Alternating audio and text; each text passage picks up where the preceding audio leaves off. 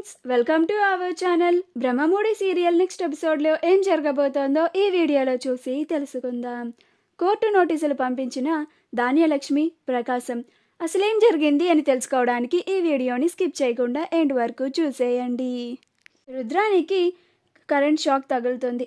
రాహుల్ రుద్రాణిని పట్టుకొని ఉంటాడు. అప్పుడు రాహుల్, అయినా నువ్వెందుకు వచ్చావు మామ్ బయటికి? ఆ కావ్య ఉండాల్సిన ప్లేస్లో నువ్వున్నావేంటి అని అంటాడు. అప్పుడు రుద్రాణి, నేను నీకోసమే వెతుక్కుంటూ బయటికి వచ్చానురా. అలా వచ్చినప్పుడే ఆ స్వప్న నన్ను బట్టలు ఆరేయమని చెప్పింది. అందుకనే నేను ఆ ప్లేస్లో ఉన్నాను. ఇలా నాకు కరెంట్ షాక్ తగులుతుందని నేనేమన్నా కల్లో ఊహించానా ఏంటి? నువ్వైనా ఏం ప్లాన్ వేశావో నాకు ముందుగా ఒక్క మాట అన్నా చెప్పాలి కదా రాహుల్ అని అంటుంది. అప్పుడు రాహుల్, నేను నీకు ప్లాన్ వేసి అది అమలు పరిచిన తర్వాత చెప్దాం అనుకున్నాను మామ్. నాకేం తెలుసు ఇలా కావ్య ప్లేస్లో నువ్వొచ్చి ఉంటావని అని అంటాడు. అప్పుడు రుద్రాణి, నాకు నువ్వు ప్లాన్ వేస్తున్నాను అన్నప్పుడే అనుమానం వచ్చింది, ఇదేదో మనకే రివర్స్లో తగులుతుంది అని. ఇంకొకసారి ఆ కావ్యని చంపుదామని ఇంకా వేరే తిక్క ప్లాన్స్ ఏమన్నా వేసావంటే మాత్రం చెప్పు తీసుకొని కొడతాను అని అంటుంది. అప్పుడు రాహుల్, అదేంటి మామ్, ఒక్కసారికే అంత మాట అనేసావేంటి అని అంటాడు. అప్పుడు రుద్రాణి, ఒక్కసారి అయినా కానీ నేను చావు చివరంచెల వరకు వెళ్ళొచ్చాన్రా. కాసేపు ఉండుంటే నా ప్రాణం పోయేదేమో అని అనిపించింది అని అంటుంది. ఆ తర్వాత రాహుల్ రుద్రాణిని లోపలికి తీసుకెళ్లి సోఫాలో కూర్చోబెట్టిన తర్వాత తనకి కొంచెం వాటర్ని ఇస్తాడు. అలా రుద్రాణి వాటర్ తాగి అలా ప్రశాంతంగా కూర్చొని ఉంటుంది.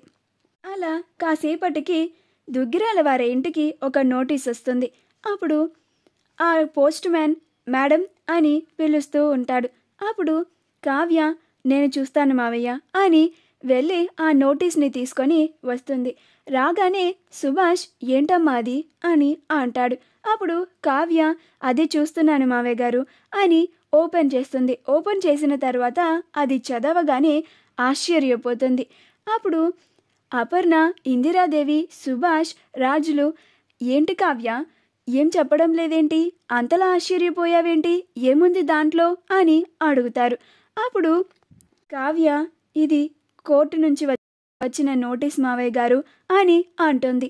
ఆ మాట వినగానే అపర్ణ, ఇందిరాదేవి, సుభాష్లు, రాజ్ ఆశ్చర్యపోయి, కోర్టు నోటీసా? కోర్టు నోటీస్ ఎవరు పంపించారు మనకి?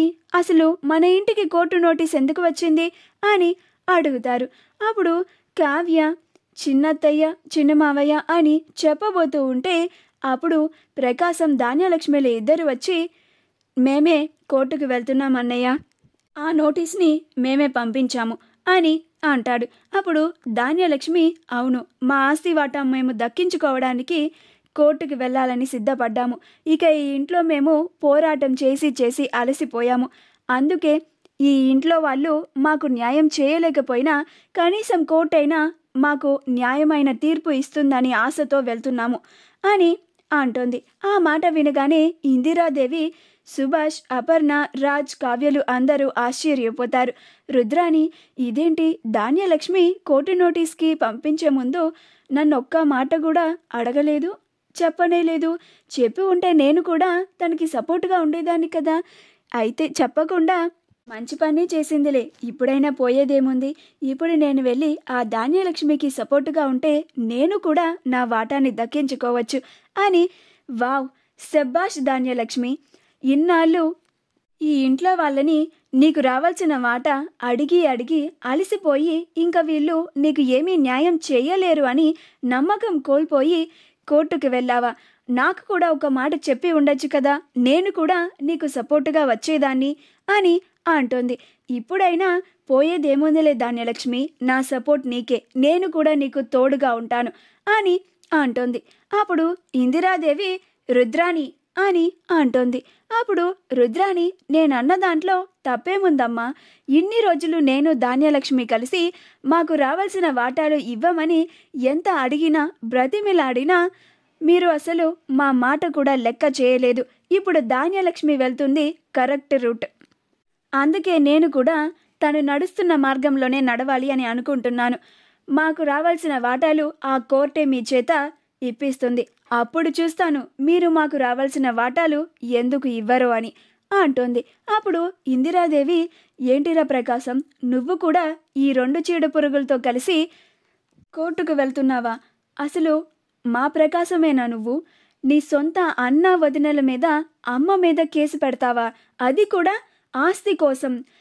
మళ్ళీ నీ భార్య చెప్పుడు మాటలు విని ఎన్నో ఏళ్లగా ఉన్న మన కుటుంబ పరువుని ఇలా నడి రోడ్డు మీద పెడతావా అని అంటోంది. అప్పుడు ప్రకాశం, తప్పలేదమ్మా, ఆస్తి కోసం, నా భార్య కోసం, నా కొడుకు కోసం ఇలా చేయక తప్పలేదు అని అంటాడు.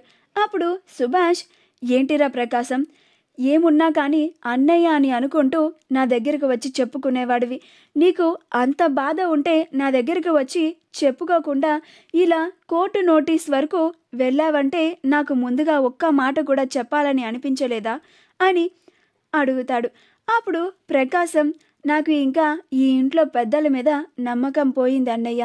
ఎందుకంటే నీ కోడలు ఈ ఇంట్లో ఏ ఒక్కరికి కూడా గౌరవం ఇవ్వడం లేదు, ఆఖరికి నీకు కూడా. అది మేము నిన్న నీకు జరిగిన అవమానాన్ని కళ్ళారా చూడకనే చూసాము కూడా.